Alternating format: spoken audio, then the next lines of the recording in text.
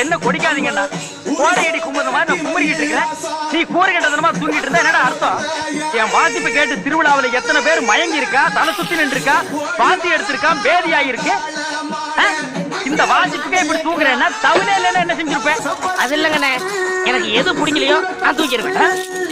எது பிடிக்கலையோன்னா அப்ப இந்த தவிர வாசிக்கிறது ஒரு பிடிக்கலங்கிறியா? அண்ணே சும்மா பேசாதீங்க, நீங்க வாசிங்க, நான் தூங்கணும். நான் வாசிச்சு நீ தூங்கவா? நான் என்ன தாய்நாட்டாள தவிர வாசிக்கிறேன். இந்த நக்கல்